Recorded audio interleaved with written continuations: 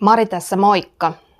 Tällä videolla mä puhun haavoittuneesta maskuliinista ja haavoittuneesta feminiinistä. Ja kuten on mulle tapana, niin heti ensin haluan hieman käsitellä näitä sanoja. Eli kyse on haavoittuneesta, ei haavoitetusta. Koska jos me puhuttaisiin haavoitetusta, maskuliinista tai feminiinistä, niin silloin me asetetaan se henkilö heti sinne uhrilapsen asemaan. Ja sitä me ei haluta. Myös pitkän aikaa on puhuttu sellaisella sanalla kuin toksinen maskuliinisuus tai toksinen feminiinisyys. Mä en myöskään halua tätä sanaa käyttää sen takia, että mun mielestä se laittaa sen ihmisen sellaiseen syyllistettyyn, syytettyyn asemaan. Se jotenkin eriyttää sen ihmisen muista, toksinen, myrkyllinen. Se on jotain, mitä halutaan pitää itsen ulkopuolella. Ja siitä puuttuu se integraation ajatus, joka mulle taas integraatio aina tietyllä lailla menee sitä paranemista kohti.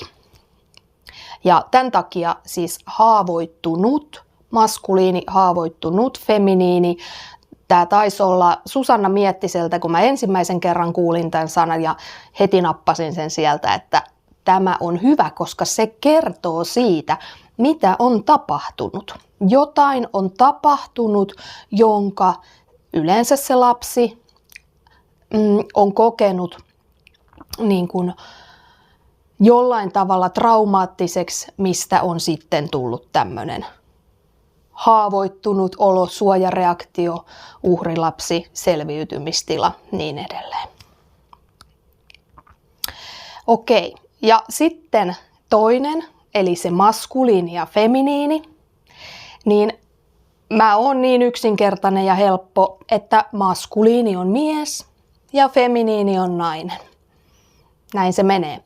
Ja mä haluan sitä tarkentaa myös mun kirjassa, se on hänen unensa, puhun myös siitä, että maskuliinin ja feminiinin pitäisi löytää tasapaino sen oman elementtinsä toisen puolen kanssa. Eli miehen tulisi löytää tasapaino oman feminiinisen puolensa kanssa ja naisen oman maskuliinisen puolensa kanssa. Kyllä, mutta mä tarkoitan tällä sitä, se ei ole se 50-50, että miehestä pitäisi 50% olla feminiiniä ja naisesta 50% maskuliinia. Ei missään nimessä, koska silloin me mennään androgyyniin henkilöön. Ja se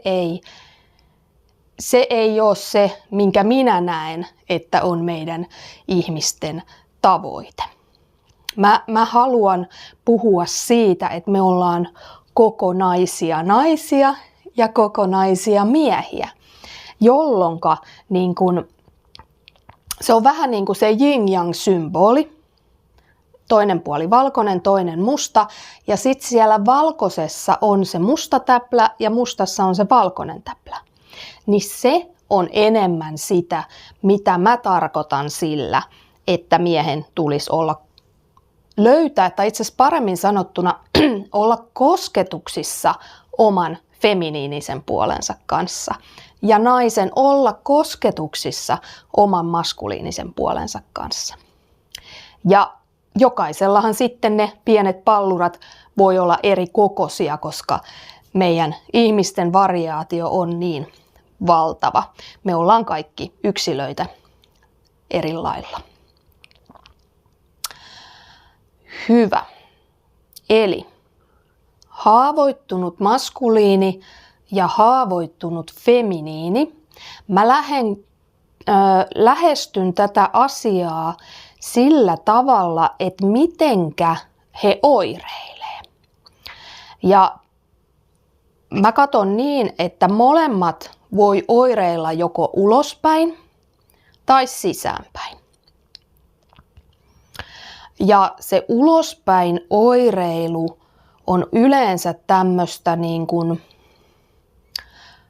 kuin suojeleva, hyökkäävä vanhempi, joka suojelee sitä pientä haavoittunutta uhrilasta sen ihmisen sisällä. Ja hän helposti hyökkää ulospäin tai pyrkii hyvin vahvasti kontrolloimaan sitä ulkoista maailmaa sillä lailla, että hän kokee, että se hänen sisäinen lapsensa pysyy turvassa. Eli me voidaan tunnistaa semmoisia henkilöitä, he voi myös olla niin kuin väkivaltaisia joko sanoissa tai teoissa. Eli pyrkii hyvin vahvasti kontrolloimaan sitä, niin kuin, että se sisäinen lapsi ei joutuisi kohtaamaan mitään yllättäviä tilanteita tai mitään semmoista, missä se niin kuin, tulisi jopa esille tai sitten tulisi satutetuksi lisää. Eli sellaiset tilanteet, jotka voi muistuttaa siitä, mitä aikaisemmin kävi, niin erityisesti niitä yritetään kontrolloida, että ei vaan tapahtuisi uudestaan mitään semmoista. No, sitten meillä on se sisäänpäin oireileva, haavoittunut maskuliini ja haavoittunut feminiini. Ja silloin kun oireilee sisäänpäin, niin pitkässä juoksussa tämän tyyppiset ihmiset on herkkiä sairastumaan, koska kaikki se tunne, sitä ei oireilla ulospäin muihin ihmisiin, vaan se käännetään sisäänpäin ja se patoutuu sinne. Eli ulospäin oireilevalla tavallaan on parempi se, että hän purkaa sitä tunnetta ulospäin, sen sijaan, että hän patoaisi sen sisäänpäin. Toki sekään ei ole niin kuin pitkässä juoksussa terve. Se ei ole parantunut tapa. Mutta sisäänpäin oireileva herkästi patoaa kaikkia tunteitaan sisään ja voi sairastua. Ja tässä sisäänpäin oireilevassa henkilössä on sitten vielä 2 suuntaa, eli on aktiivinen ja passiivinen. Ja se aktiivinen tarkoittaa sitä, esimerkiksi sanotaan tämmöinen työnarkomaani, himourheilija, pakonomaista urheilua, muuta tämmöistä, että se suoritus on jäänyt päälle. Mutta siellä taustalla on se, että se on pakenemista. Se ei ole vapaata, puhdasta tekemistä, vaan se on itsensä ja omien sisäisten tilojensa pakenemista. Siinä voi olla myös pakonomainen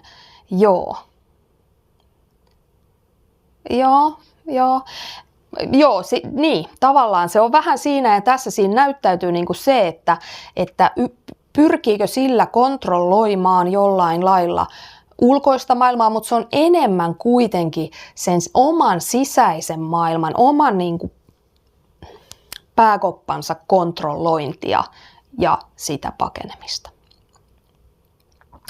Ja mielenkiintoistahan on se, että nyt tässä mä puhun nyt tällä lailla, että meidän vanhassa maailmassa, koska meidän maailma on muuttumassa voimakkaasti, niin meidän vanhassa maailmassa tällaista toimintaa on pidetty hyvänä ja aikuisena.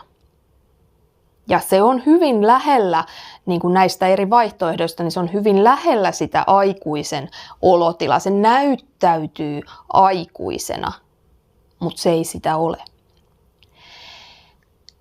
Eli se on niin kuin, varsinkin kun me ajatellaan sotien jälkeen Suomi rakennettiin uudestaan, niin kuin se tekeminen, se työ, se suoritus, se fyysinen jatkuva ylikuormitus, se on niin kuin meihin koodattu, että tämä on hyvä, tämä on oikein, tee näin. Silloin ei ollut aikaa katsoa niitä tai pysähtyä niiden traumojen äärelle. se oli ihan toista aikaa, mutta nyt me ollaan uuden ajan edessä. Ja tämä on yksi isoin asia, mikä tulee muuttumaan, eli se suorittaminen, pakonomainen suorittaminen, oli se työssä tai urheilussa tai missä tahansa elämän osa-alueella. Niin se ei ole enää kauaa mahdollista. Sen takia, jotta me jouduttaisiin kohtaamaan itsemme, jouduttaisiin kohtaamaan se sisäinen tila, se sisäinen haavoittunut lapsi ja parantua. Sitten meillä on vielä sisäänpäin oireileva passiivinen. Eli se, joka helposti jää sohvalle makaamaan, telkkarit, pelit, tietokoneet, kaikki heillä hoito. Yhtä lailla se on pakenemista. Se siellä tietyllä lailla niin kuin puuttuu semmoinen, siinä voi olla hyvin semmoinen alistunut asema. Ja semmoinen tunne tulee, että mä en voi tälle itse tehdä mitään.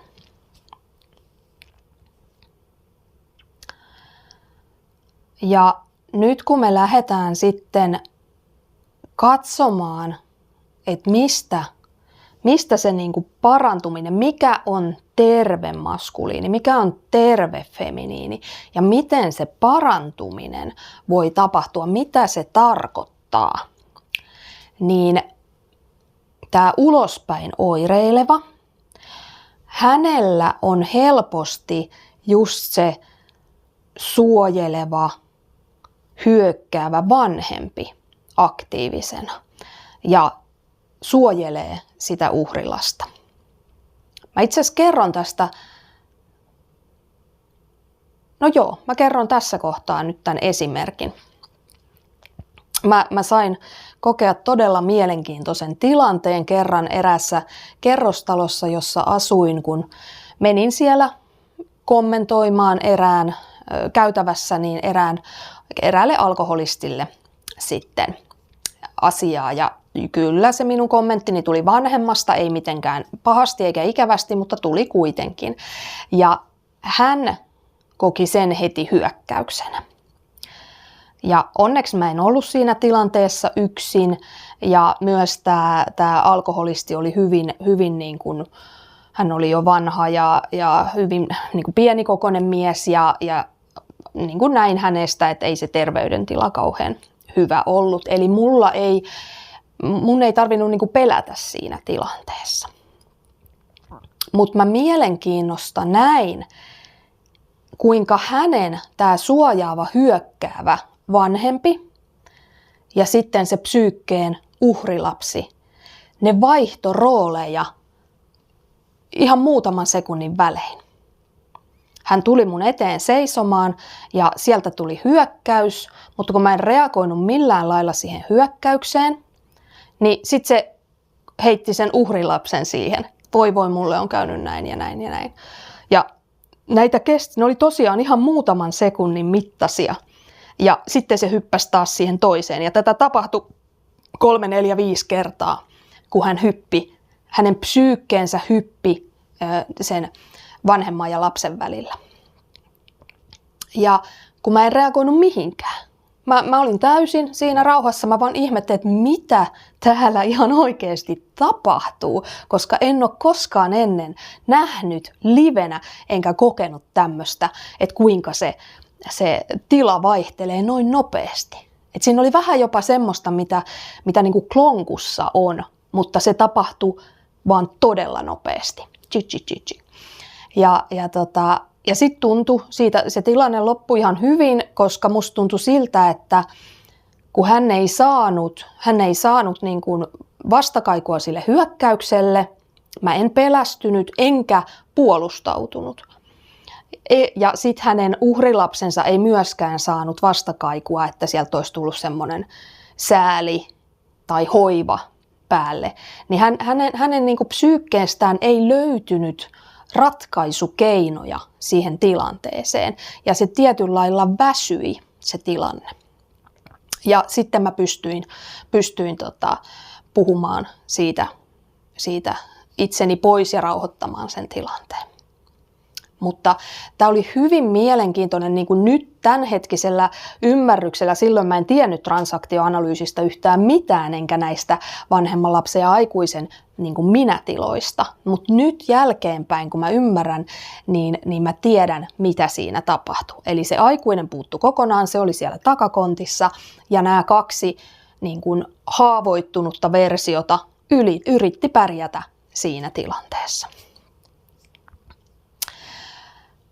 Mutta tosiaan tämmöinen ulospäin oireileva, haavoittunut, maskuliini tai feminiini, niin hänen tulisi löytää itsestään se hoivaava vanhempi, se rakkaudellinen vanhempi. Eli tätä mä tarkoitan sillä, kun mä sanon, että miehen tulee löytää se feminiininen puoli itsestään. Tällaisen miehen, joka nimenomaan niin kuin oireilee ulospäin tai on hyvin niin kuin sulkenut sen feminiinisen puolensa pois. Niin tätä se tarkoittaa. Eli löytää se hoivaava, rakastava vanhempi, joka voi kohdata sen haavoittuneen uhrilapsen. Koska jos me ei tätä tehdä ja me etsitään sitä ulkopuolelta, niin me tullaan aina pettymään. Aina, joka kerta.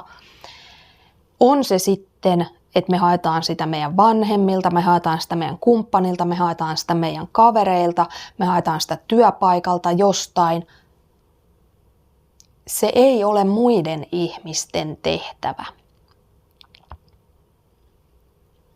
Sen jälkeen, kun on löytänyt tämän hoivaavan puolen itsestään ja voi nähdä siitä näkökannasta sen oman haavoittuneen puolensa,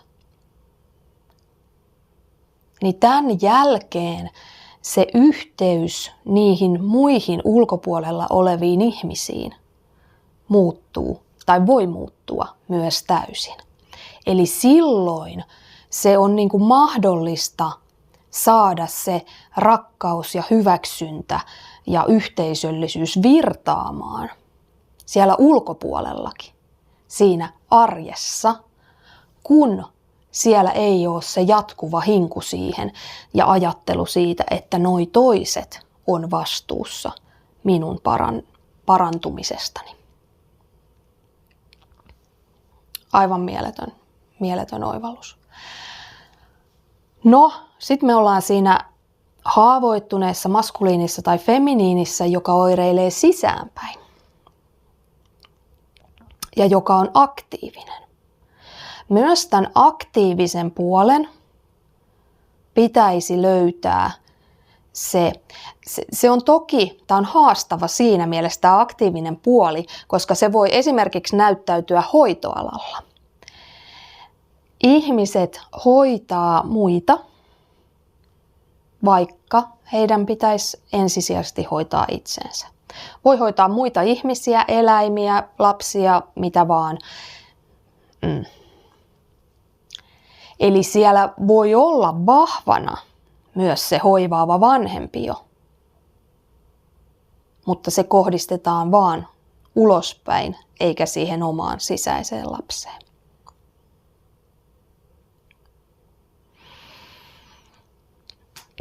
Sitten sisäänpäin oireileva, haavoittunut maskuliini ja feminiini, joka onkin helposti siinä uhrilapsen tilassa.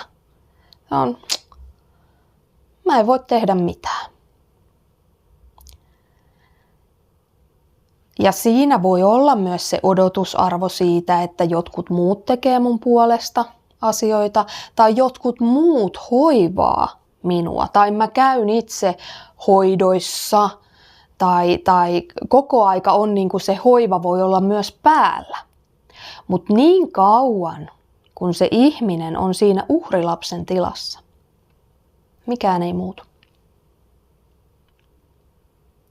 Se on kuin pohjaton kaivo,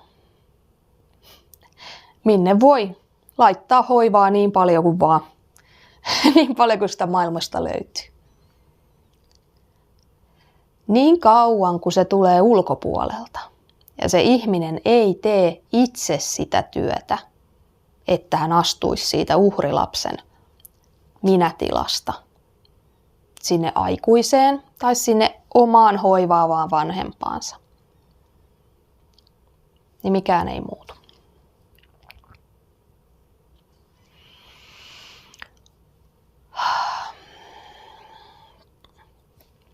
Toki meidän täytyy nyt muistaa se, kun tässä on nyt ollut kolme tällaista niin kuin tapaa oireilla, niin harvoin olisi niin, että yksi ihminen on kokonaan jotain yhtenäistä, vaan mä sanoisin, että meissä kaikissa on nämä kaikki elementit jollain lailla ja jollain prosenttiosuudella niin kuin olemassa. Ja sitten ne voi tulla eri tilanteissa erilainen oireilutapa esiin. Et millä tavalla se tulee esimerkiksi suhteessa omiin vanhempiin, millä tavalla se tulee työpaikalla, millä tavalla se tulee parisuhteessa ja millä tavalla se tulee, jos esimerkiksi just tällaista sisäänpäin oireilevaa passiivista ikään kuin haastetaan liikaa, niin silloin hän voi hypätä sinne ulospäin oireilevaan.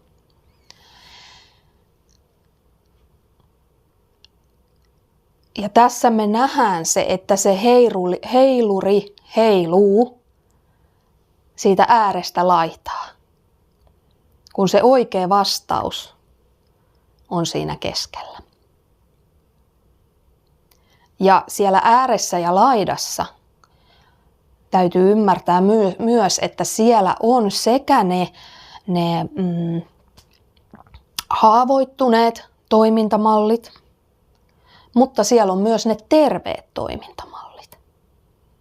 Eli meidän pitäisi päästä kiinni niihin.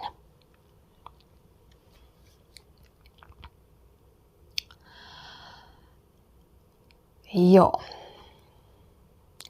Mielenkiintoista on se, että sit kun me ajatellaan tervettä maskuliinia ja tervettä feminiiniä, niin terve maskuliini, hän johtaa, ihan ensimmäiseksi hän johtaa tietysti itseään, ja se tarkoittaa just sitä, että täytyy olla se oma sisäinen olotila hallussa, se, että kuka siellä ratissa on. Täytyy olla niin kuin kosketus myös siihen, että siellä on niin kuin se oma hoivaava vanhempi ollut kosketuksissa siihen haavoittuneeseen lapseen. Terve maskuliini johtaa ensin itseä, johtaa ympäristöä ja suojelee. Maskuliini tavallaan luo sen perustan tietyllä lailla, raamit. Terve. Mutta tässä on hyvin paljon sellaisia elementtejä, jotka kuuluu siihen vanhempaan, psyykkeen vanhemman olotilaan. Pidetään tämä mielessä. Sitten meillä on se terve feminiini. Ja terve feminiini ihan ensimmäiseksi loistaa. Terve feminiini luo, terve feminiini täyttää ne raamit.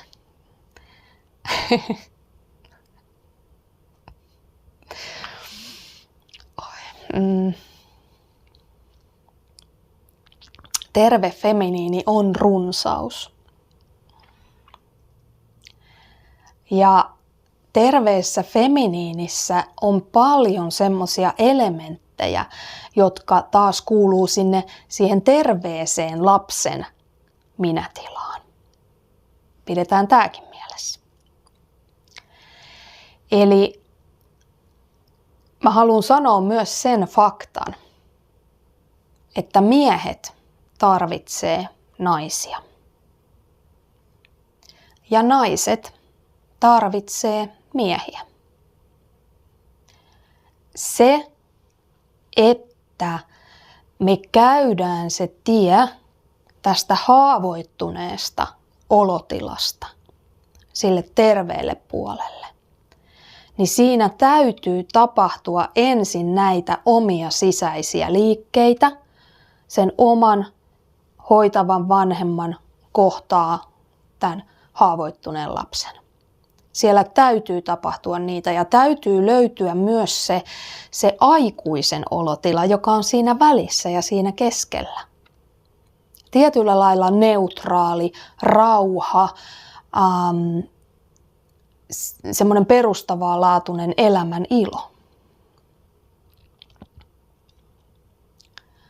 Ja sitten kun nämä sisäiset olotilat on jollain tapaa käytynä, mikä taas ei edellytetä mitään 100%, mutta on kosketus niihin, on tieto niistä, on käyty matkaa,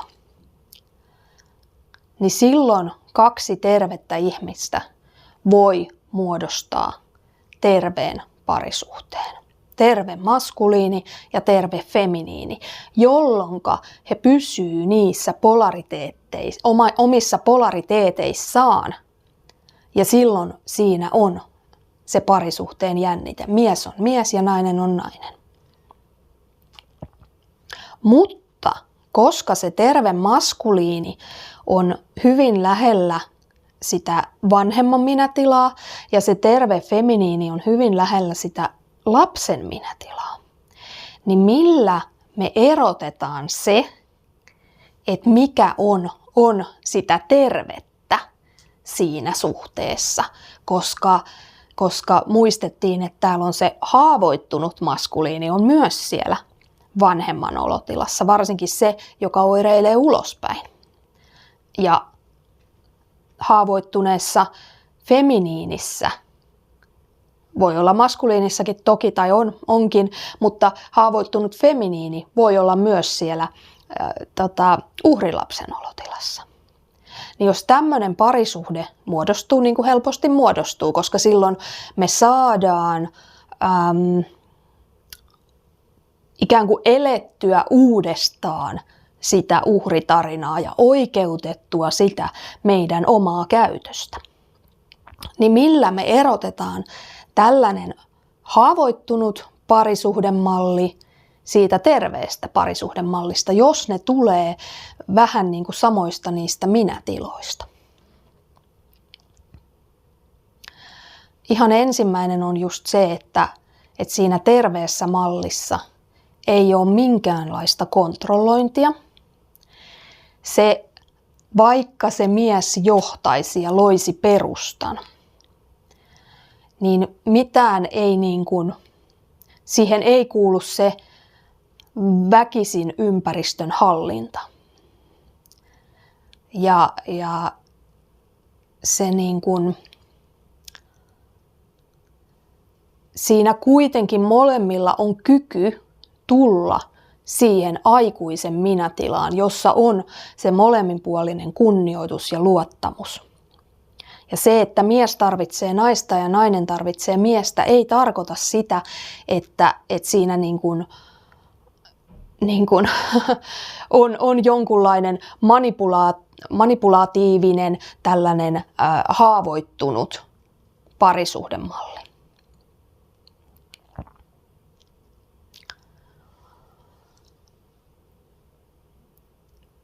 Siinä myöskään ei voi ajatella niin, että jos ajatellaan, että se haavoittunut feminiini jää siihen uhrilapsen olotilaan,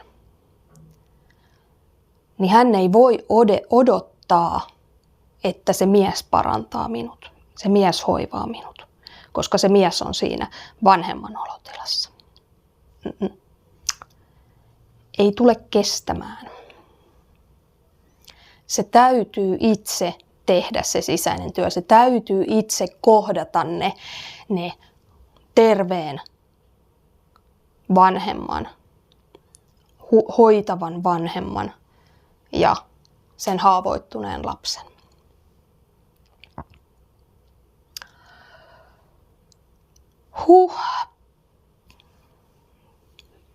Paljon asiaa ja paljon niin kuin.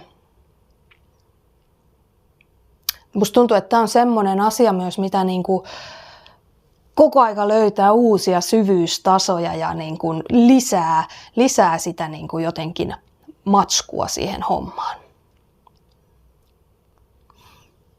Toivottavasti mä sanoin, jos en nyt, mä en enää muista, kun mä oon puhunut niin paljon, että meissä kaikissa on näitä kaikkia